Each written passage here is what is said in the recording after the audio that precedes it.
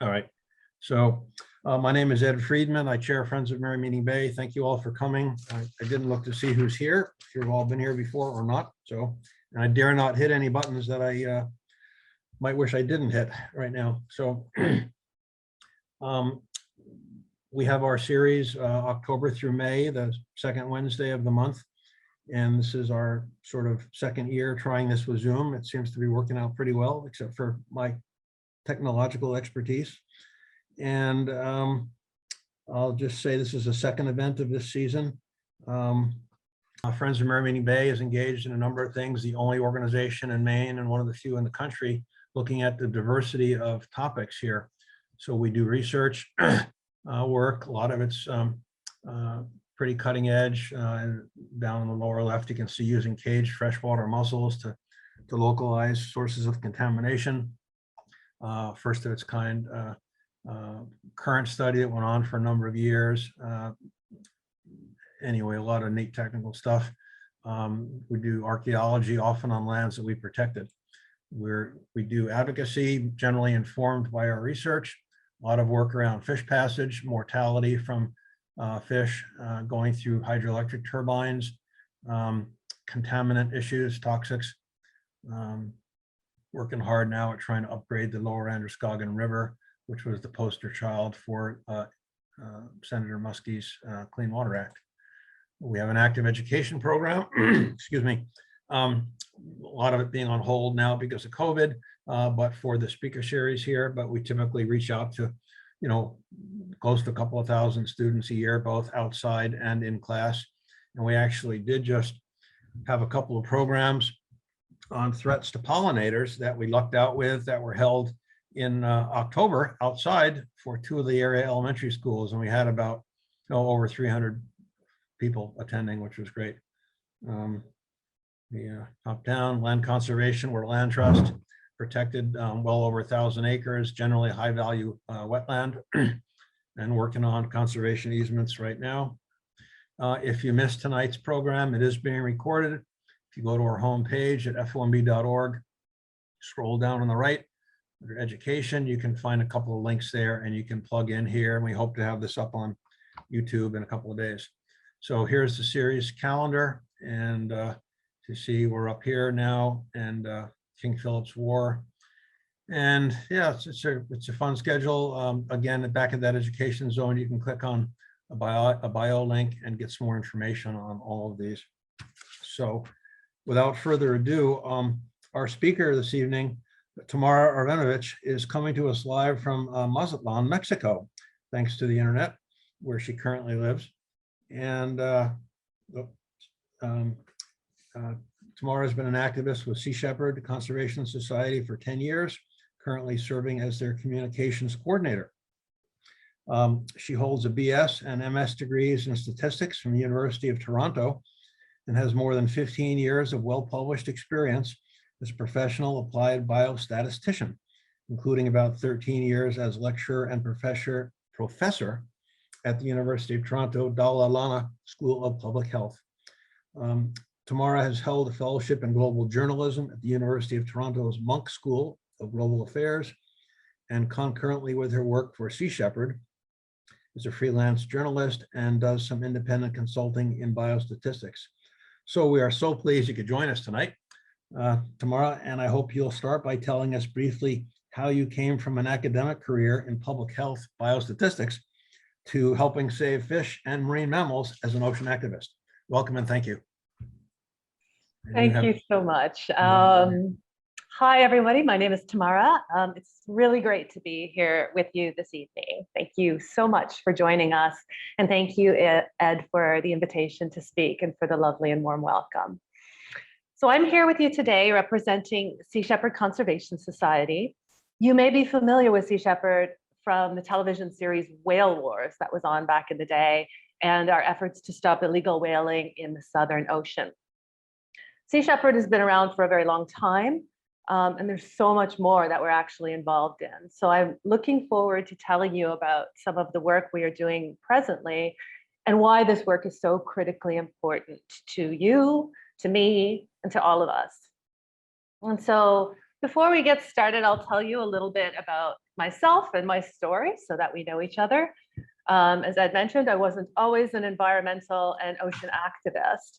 For many years, I worked in healthcare and academia as a biostatistician. I taught at a university and I worked in a hospital providing specialized consulting services to academics, doctors, and healthcare workers.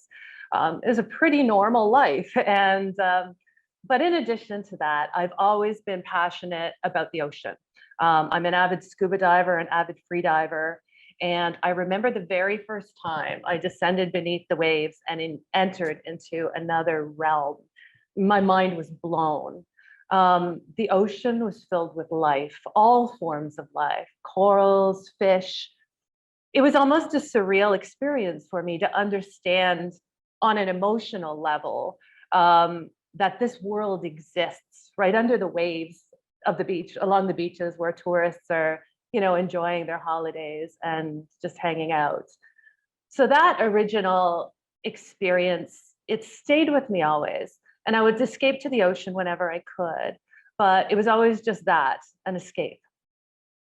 So fast forward a few years, and I was walking around the city one day. It was a freezing cold day in February. I lived in Canada at the time.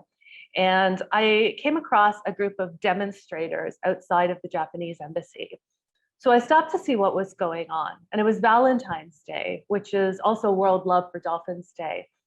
And a group of local citizens, volunteers, were protesting the slaughter of dolphins in Japan that ultimately fuels the captivity industry. So I spoke with them that day, and I learned that they were the local Sea Shepherd crew or chapter.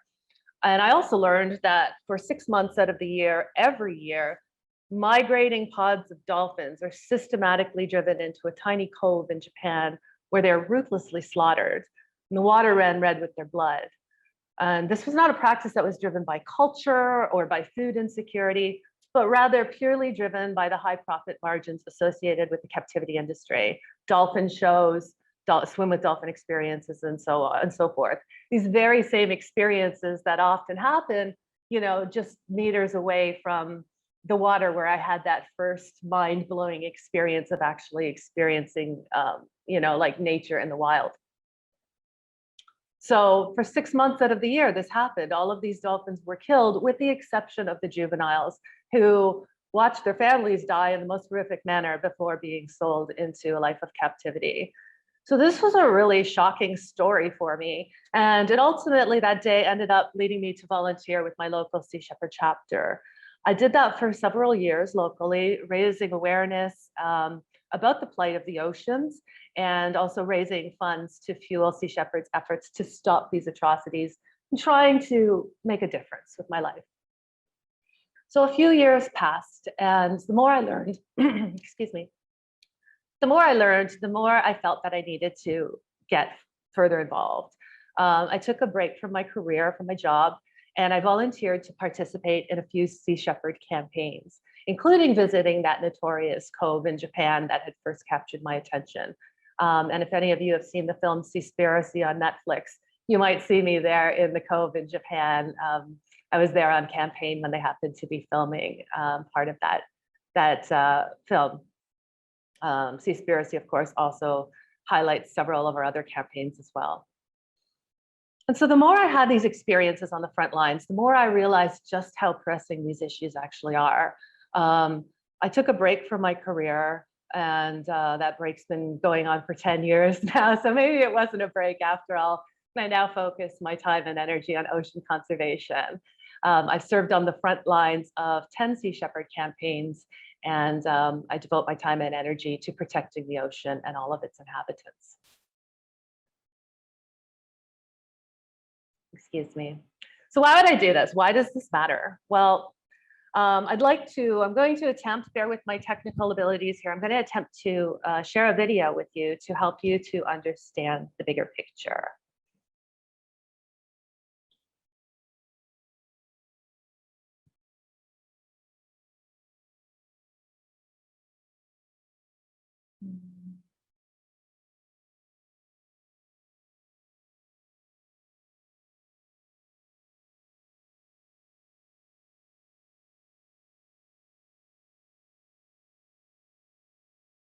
Sorry, 1 second here.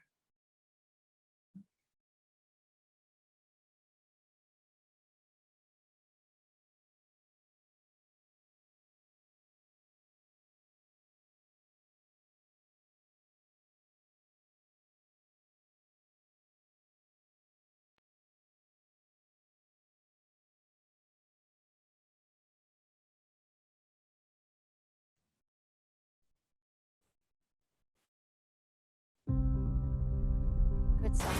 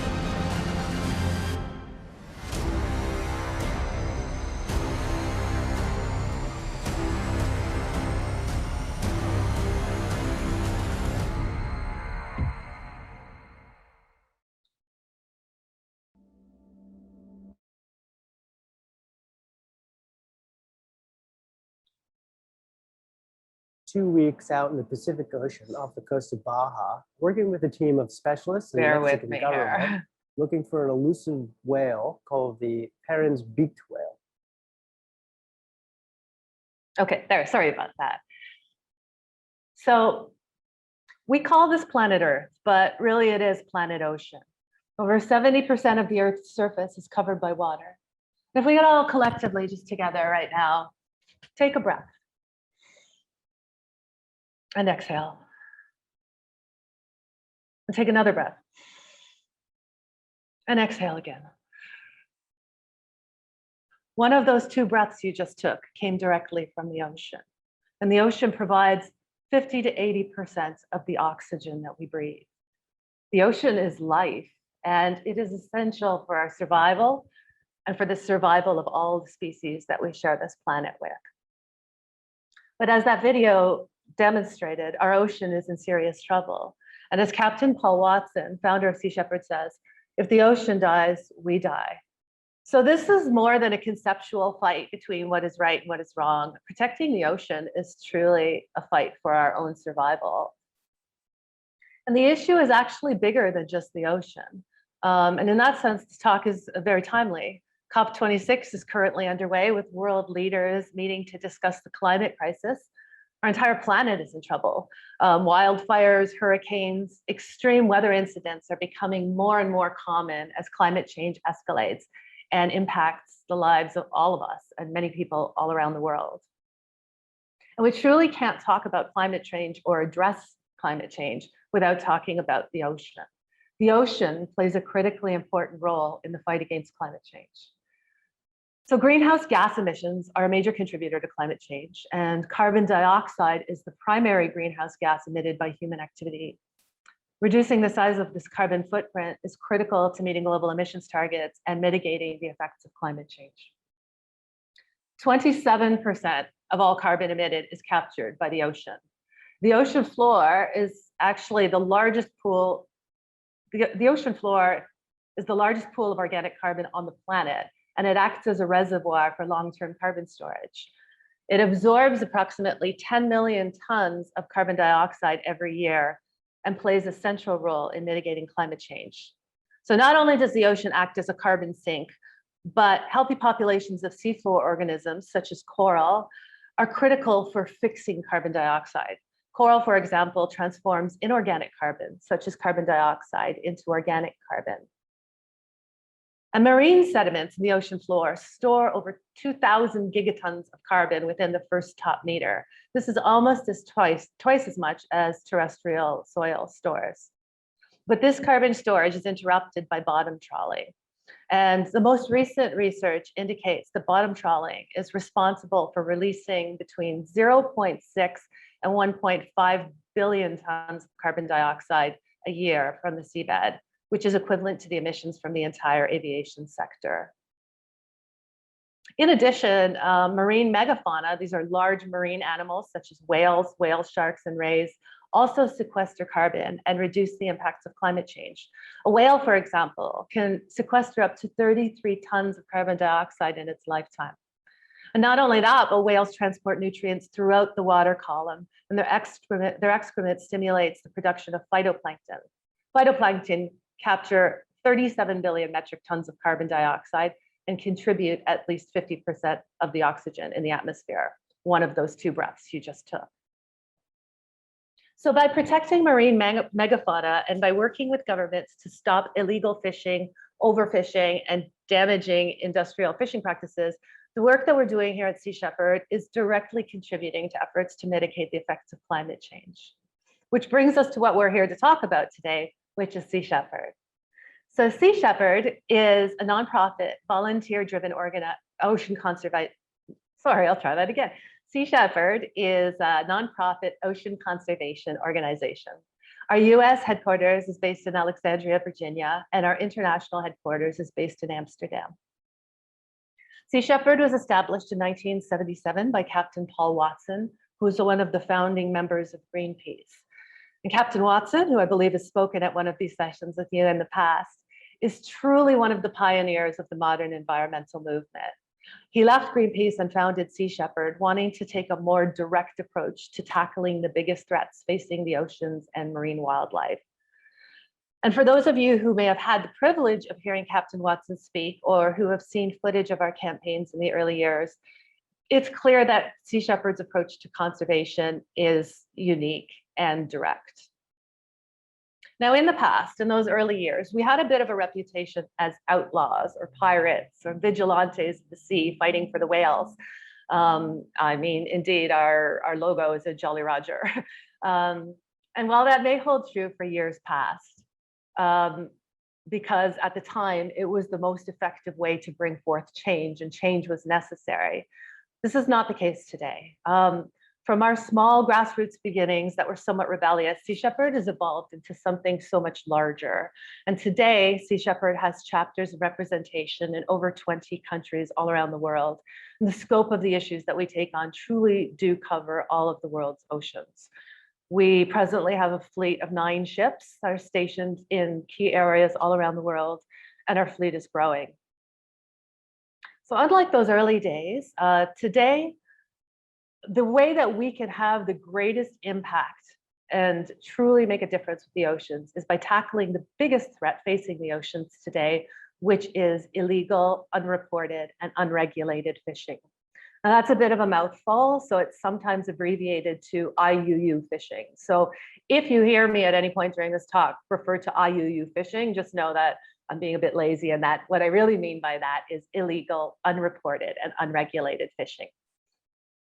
So these nefarious actions kill an absolutely staggering amount of wildlife, including many threatened and endangered species, and are responsible for destroying critical habitats and ecosystems.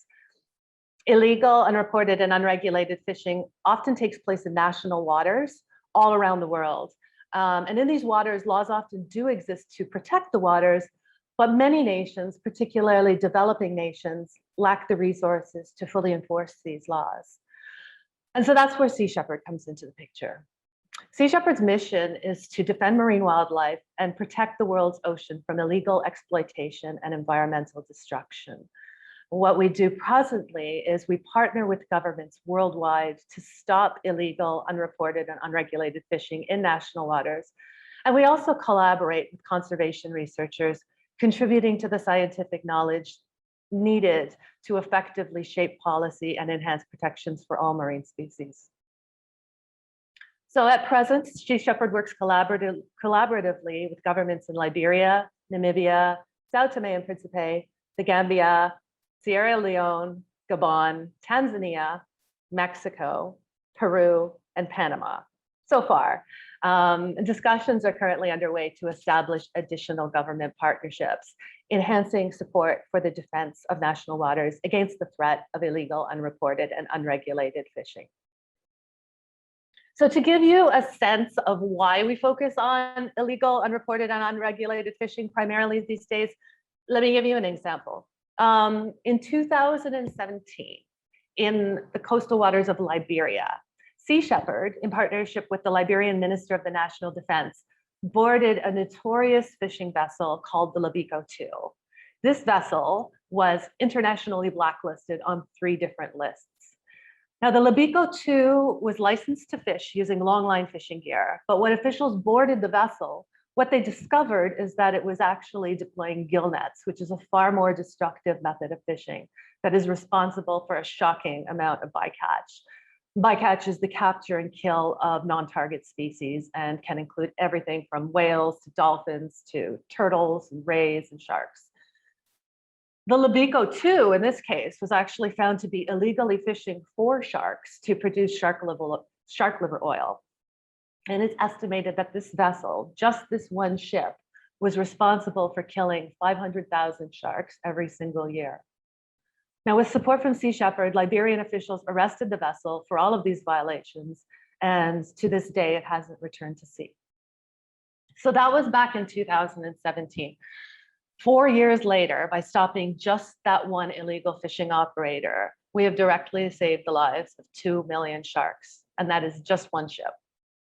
So the potential to truly have an impact on the oceans is significant when we look at the issues that are facing national waters and work collaboratively with governments. So by tackling illegal, unreported, and unregulated fishing, we're able to save an incredible amount of wildlife. Often these species are endangered species as well. So since we're talking about Africa, let's talk a little bit about our partnerships there, because we actually do have a number of government partnerships in the coastal waters of Africa. Sea Shepherd has been working with governments to protect Africa's coastal waters since 2016. And these partnerships have resulted in the arrest of 68 vessels to date and counting.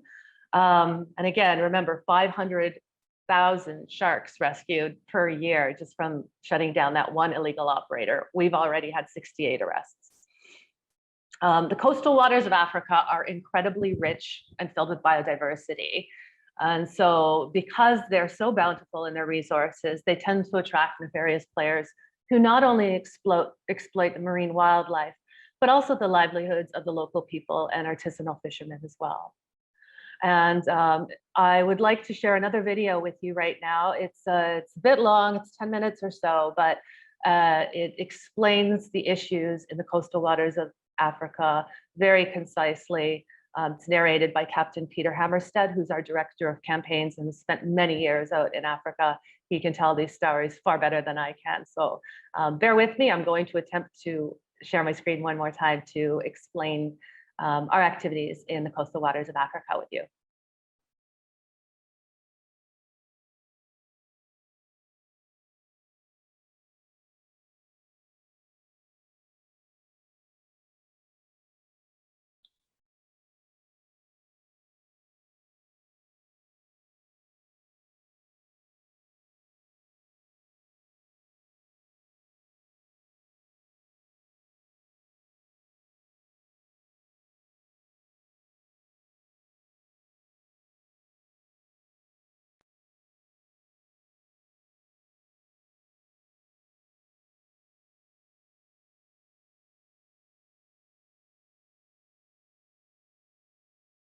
Oops.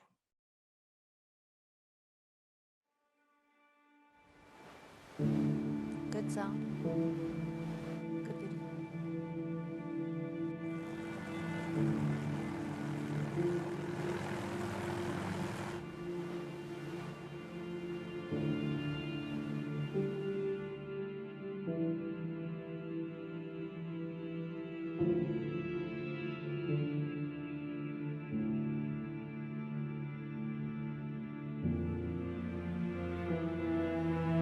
I remember in 2008 standing on the bridge of the Steve Irwin as our helicopter pilot narrated each agonizing minute and second that it took for a minke whale to die on the end of a harpoon.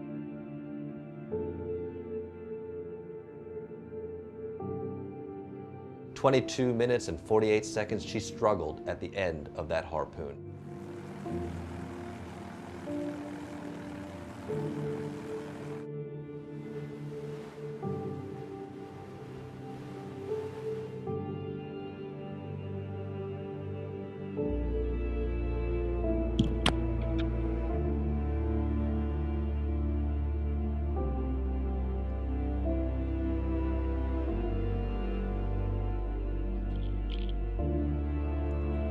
What I see every single day in Africa is that suffering replicated thousands and hundreds of thousands of times over.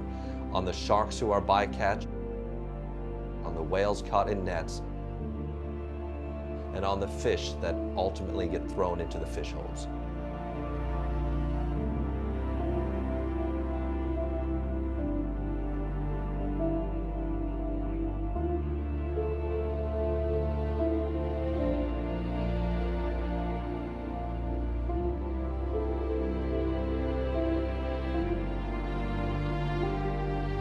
This is where we can make the biggest difference.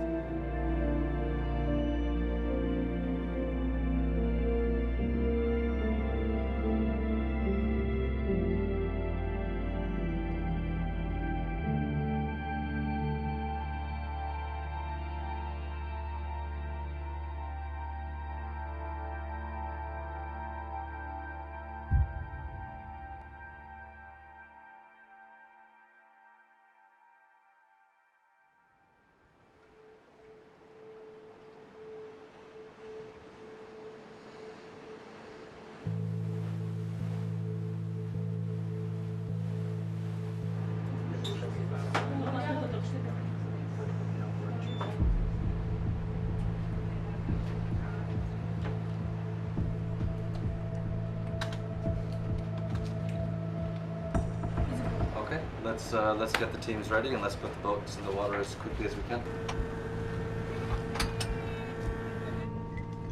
Because fish populations have been overexploited around Europe, around Southeast Asia, foreign industrial fishing vessels are coming from around the world and congregating in Africa, a place where there still is fish. Around the African continent, we have governments with the political will to stop illegal fishing. What Sea Shepherd has is a long history of experience bringing poachers to accountability.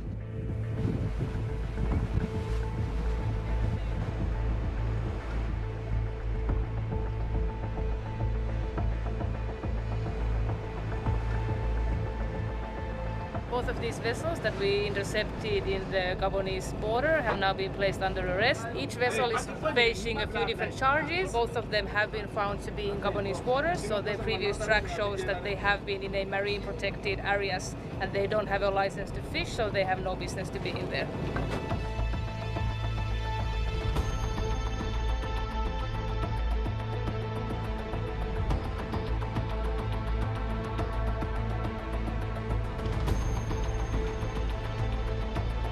Without partnering with Sea Shepherd, these governments would struggle to cover the entirety of their waters. Therefore, we provide the ship, we provide the crew to run the vessel, and we provide the fuel.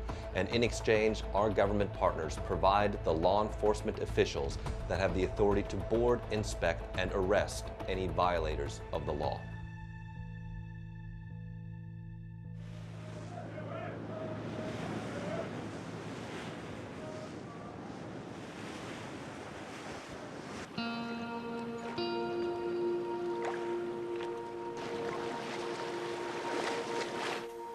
The Libico 2 is a Spanish-owned fishing vessel. It had been wanted for several years, and the international community was looking everywhere for it. This is a vessel that was part of a 50-ship Spanish-owned fleet operating in the North Atlantic.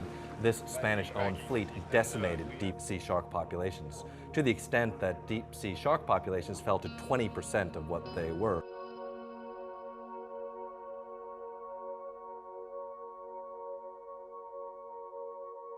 The Libico 2 is primarily targeting sharks, and they were targeting sharks for the shark liver oil. It takes an incredible amount of sharks to produce shark liver oil. And so this vessel on a fishing expedition would produce about 50 tons of shark liver oil, which would equate to about 66,000 sharks. That means that this vessel was killing 500,000 deep-sea sharks every single year. This vessel had the capacity to wipe out the entire deep-sea shark population in Liberia. And had it not been for the intervention of the Liberian Coast Guard assisted by Sea Shepherd, it would be deploying these illegal gill nets now.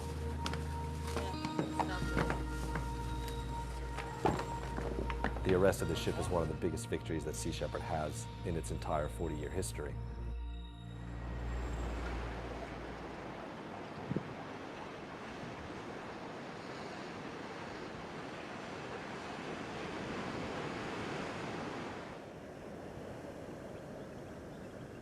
We've assisted authorities to board and inspect hundreds of vessels. The majority of those vessels have been from China and from the European Union. Sea Shepherd is passionate about our illegal fishing campaigns in Africa because not only are we protecting vulnerable fish populations, defending critical marine environments, but we are also defending the livelihoods of people whose livelihoods are at risk by greedy operators sucking the seas dry.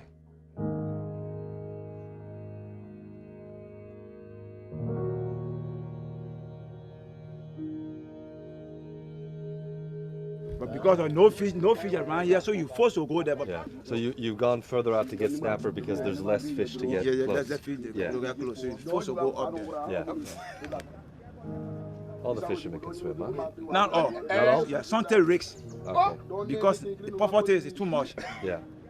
Any mistake, you don't capsize. Oh, sorry. Yeah, I'm gone. Okay. And are the big boats a threat to you out at sea too? Oh yes. 'Cause do they ever run over the boats? Sometimes the boat run over us. They run over the Yes, boats? yes. So then people die, no? Oh, of course. See that somebody run into me before. It ran into your It boat. ran into my canoe. What happened It with your captured canoe? me. I captured. Friend got to come and help me to get me out. Or you would have died. Yeah, of course I could have died.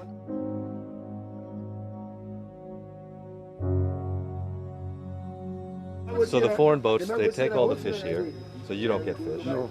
They run over your nets, which is your livelihood. Yes. And they run over your canoes too, and Of course. they risk your life. Yeah. That was my life.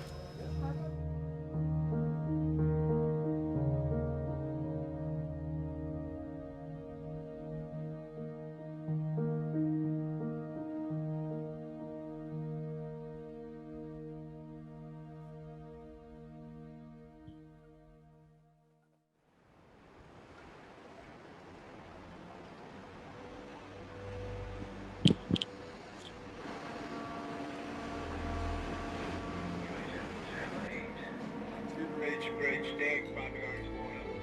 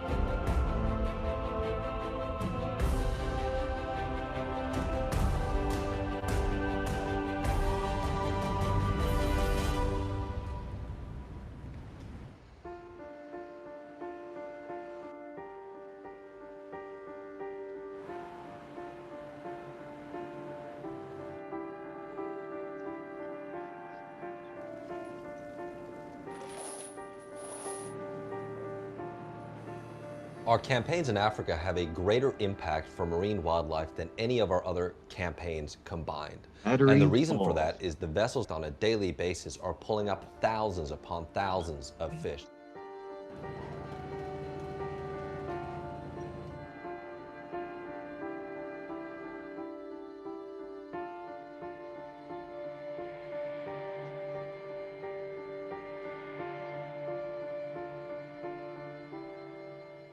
Also, hundreds and thousands of sharks are being killed every single year as bycatch. And the industrial fishing industry is responsible for the deaths of 300,000 whales and dolphins every single year as bycatch.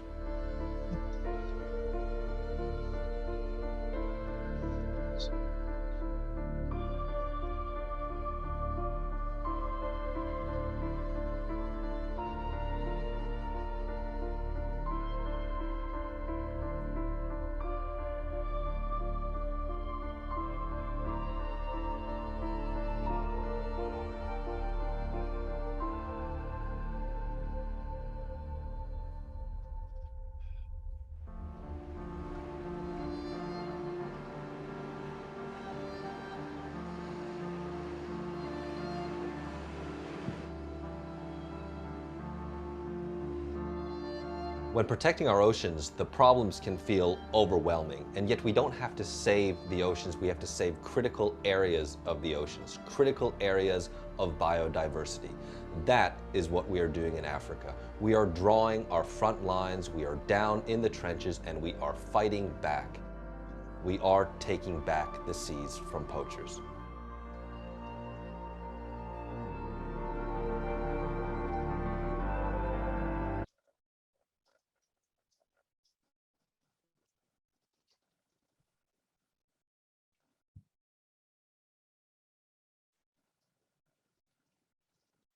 So our efforts in Africa are so critically important to protecting marine wildlife and conserving biodiversity.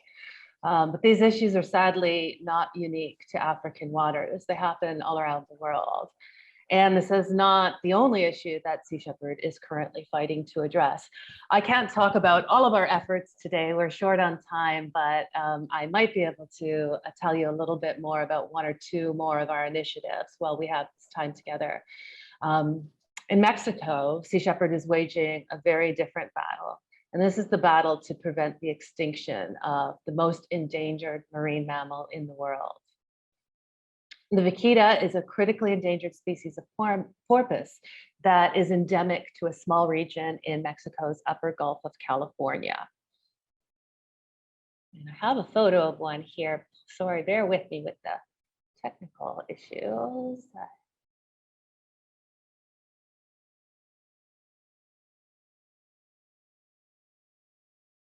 There you go. Can you see that? So, Yes. stop. There we go. So they're super cute, as you can see. They are sometimes referred to as, Disappeared. oh, It was there. not sure what happened.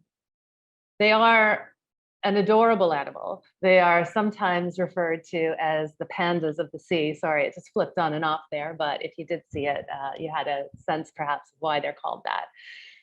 But unfortunately, the vaquita is one of many species that are currently facing imminent extinction. This is the most endangered marine mammal in the world.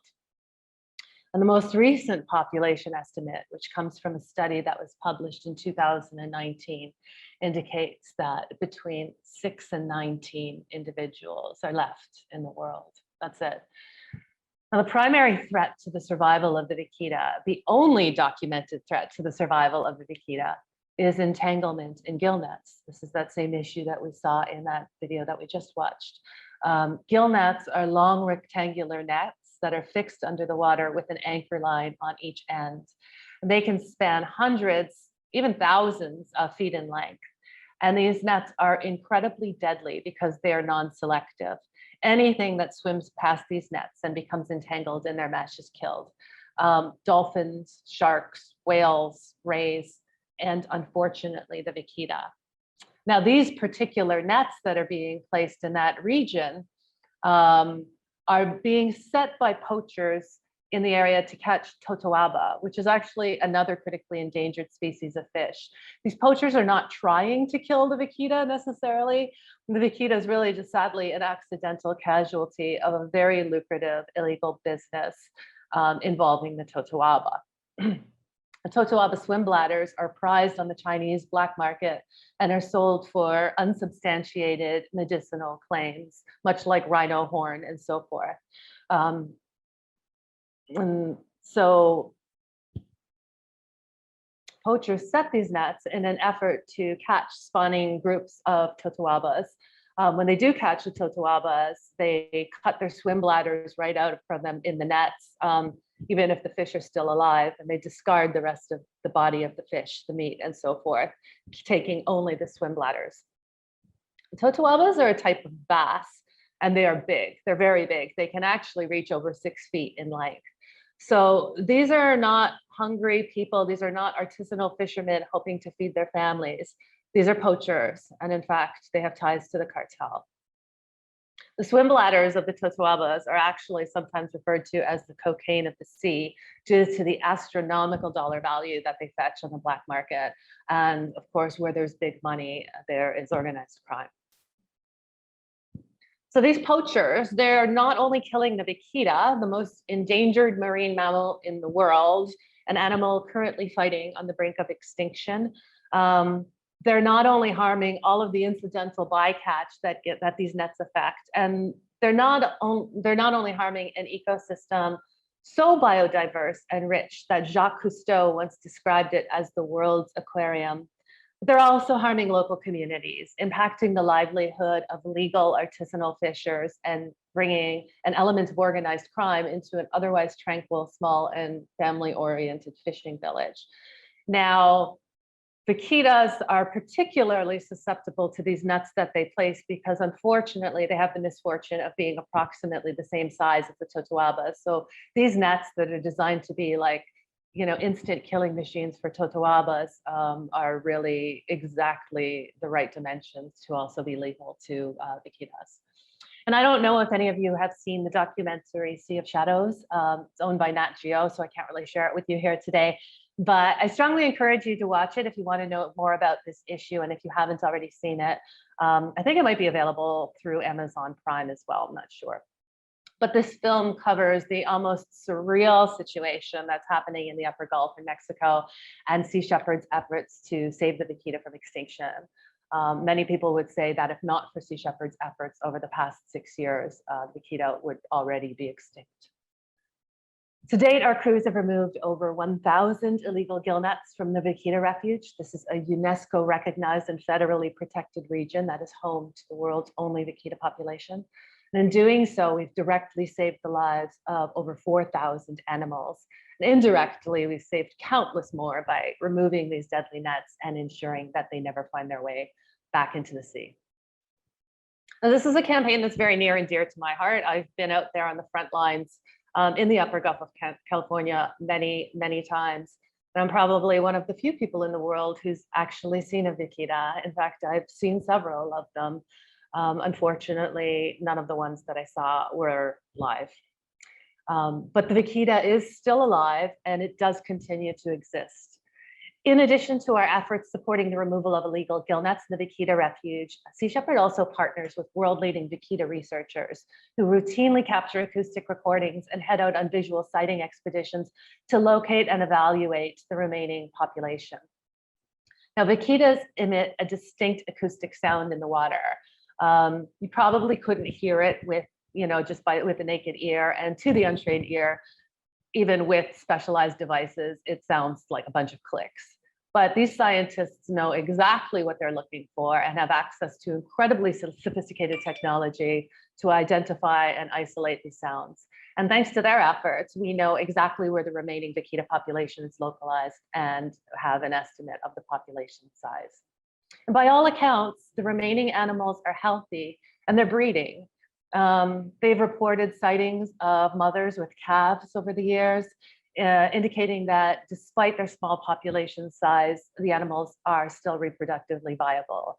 The only thing that's killing the vaquita is illegal fishing, and the only thing standing between illegal fishing and the vaquita is sea shepherd. And so science and conservation often go hand in hand. In addition to working with vaquita experts, we partner with various scientists around the world to study and protect marine wildlife and their ecosystems, gathering the data needed to advance science, to shape policy, and ultimately enhance protections for all species.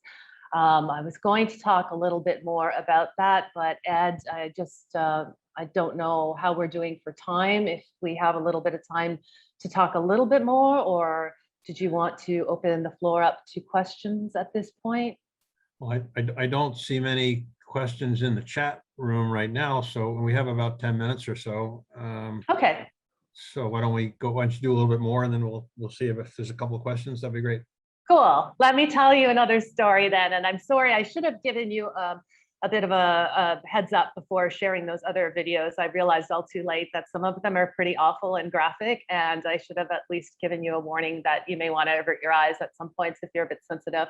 So I'm sorry about all the doom and gloom. It kind of comes with the territory, but maybe I'll end you on a more uplifting note then, that deals with science and discovery and the beauty and wonder of this planet and this ocean that we are so privileged to have. Every now and then, it's tough being out there on campaign. You see a lot of stuff, you see a lot of death, you see a lot of really terrible things, but every now and then we come across these moments of absolute wonder and awe. And in these moments, it becomes crystal clear why we do what we do, and just how much there is that is worth fighting for out there. The ocean is home to over 200,000 species, and these are known species. There is so much more out there that we still don't know. So the last story I want to share with you today is a story that I think it's probably best told by the people who truly witnessed something magical that day with their own eyes. To give you a bit of background, Sea Shepherd was on a science expedition. This is in the fall of 2020. We were working off the west coast of Mexico, hoping to capture footage of a rare species of beaked whale known as Perrin's beaked whale. Now, Perrin's beaked whale has never been seen live by anyone, and we only know it exists because a few dead animals have washed up along the shore in Southern California. But in the waters surrounding the San Benito's Islands in Mexico, scientists had deployed some hydrophones to record acoustic signals, and they captured recordings of an unknown species of whale. Again, these are unique signatures. They're unique to every species, much like the clicks of the vaquita. So they picked up the signal that they knew was a beaked whale, but it's not anything that is known to science. So they wondered if this might match the never before seen Perrin's beaked whale. We've only seen dead animals wash up. Could this be where they're living? So they approached us to ask us if we'd be interested in going on an expedition to try to sight Perrin's beaked whale. It was a needle in a haystack for sure, but we decided to set out in search of it. And what we found that day was something even more remarkable than what we were looking for. Dr. Jay Barlow, who was the lead scientist involved in this expedition, he says it so succinctly, but what he says is we went out, it was like we were searching for the last remaining mastodon that still exists in a valley somewhere, and we discovered a unicorn instead. So anyways, I'll let them tell the story. I'm going to share my screen one final time with you here so that you can see one of the reasons why we continue to fight and are so inspired and amazed by our ocean every day.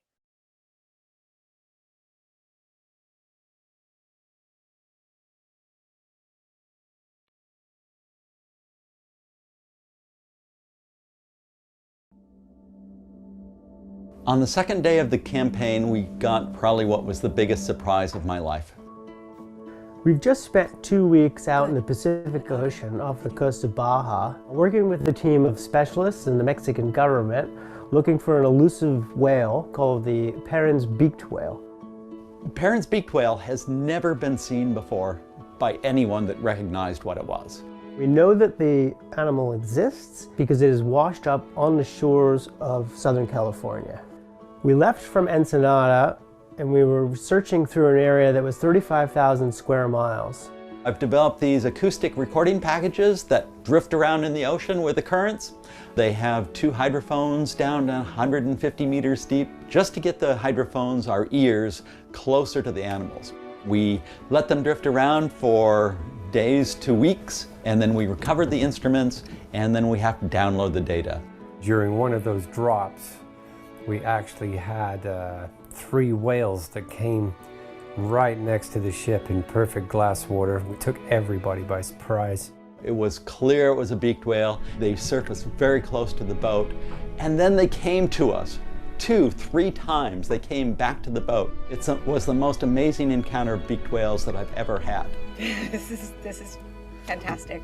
Over the next several days, as we reviewed the data, all the photographs, the underwater images, the acoustic data that we collected in the vicinity of the animal, it became clear we didn't see Perrin's beaked whale. We saw something new, something that was not expected in this area, something that doesn't match, either visually or acoustically, anything that's known to exist. With very subtle characteristics of coloration and markings. It's easy to jump to the conclusion that we found a new species. I really believe it. I believe we found something that's truly unique and never found before. And this is like searching for the last mastodon that's still somehow in a valley somewhere on this planet, and then finding a unicorn instead. So it just sends chills up and down my spine when I think that we might have accomplished what most people would say was truly impossible. The ocean is such a special environment, and the marine life is so rich, and there is so much that we're still discovering about it, and also the impacts that humans are having on it and how those impacts are detrimental. So I think it's really important that we do our best as humans to reduce our impacts and to conserve what we have now, because not only will the loss of species and habitats and whole climates impact the animals within those environments, but it's going to impact us as well. There is so much unknown in science.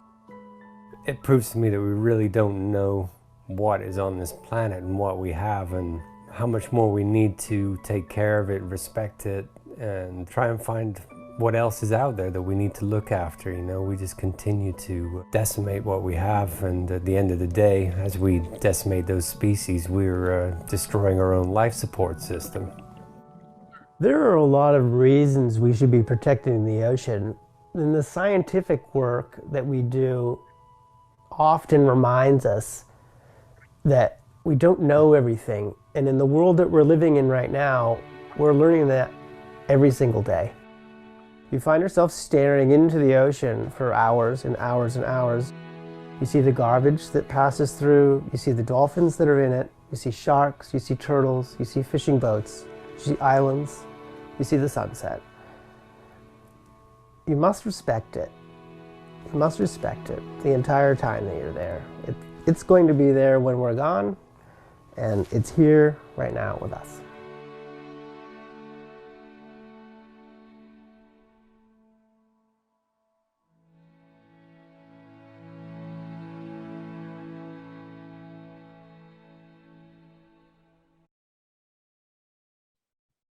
So that was a pretty amazing discovery. And just as a follow-up on that story, this took place in the end of 2020, as I said. Scientists gathered environmental DNA samples at the time of the sighting. Environmental DNA is a non-invasive technique. Essentially, we're taking a sample of the water near where these animals were swimming. And just like us, you know, like we shed skin cells and stuff like that, the sea life does as well too. So if an animal's present in the water, you can sometimes get a DNA sample just by sampling the water in close proximity to where they've been. So that's been, I mean, these are world leading cetacean researchers that are like giddy, like school children at the site of having had that experience. They're pretty confident it's a new species, but to actually verify it scientifically, DNA tests are necessary. I believe those are still underway. They might have been delayed due to COVID and things being shut down, but yeah, we've got future trips plans to hopefully go out there. Maybe find another mastodon in a valley somewhere one more time. So I think that's really all the time that we have for today. And I thank you all so much for coming and for listening. I hope you found this this talk insightful. I'll leave you with a few calls to action if you want more information or if you'd like to get involved before we go. I can share some links in the chat in the chat screen if that works, or send them off to you later. You can read about all of our campaigns. I've talked about literally 3 campaigns here today, but we have activities going on all around the world. You can learn more about what's going on by visiting our website, seashepherd.org. If you're interested in getting involved in any capacity, you can have a look at our website as well too. I realize that not everybody has the capacity to upend their life and disappear onto a ship for a while, for a few months on end, although we always are looking for passionate volunteers. So if that does sound like a good time, I strongly recommend it. But if you're not able to do that, there's a lot of other ways you can help as well too. We have local chapters all over the United States. I think the closest chapter is New England chapter to you, but you could potentially apply to become an onshore volunteer. Our amazing onshore volunteers, much like those ones that I met in Canada back in February, many years ago, protesting outside of the Japanese embassy. They do really important work dealing with local issues and helping to raise awareness and raise funds to keep our ships at sea. If you're interested in supporting us, we are a nonprofit, so we're entirely driven by donations. You can find out how to donate at our website as well too. And next week, we're going to be announcing our matching gift challenge, although I guess I can give you guys a heads up today that until the end of the year, all donations received will be doubled up to a maximum of $500,000. So if you did feel like you wanted to contribute to Sea Shepherd, your gift would go twice as far in our efforts to help protect the oceans.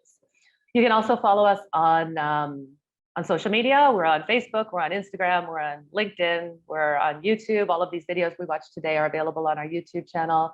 We're on Twitter as well too. And our social media primarily is used to give you the most recent updates on our campaigns around the world. So thank you very much, everybody. I hope you enjoyed this, and I really appreciate you all coming, and I hope you have a wonderful evening.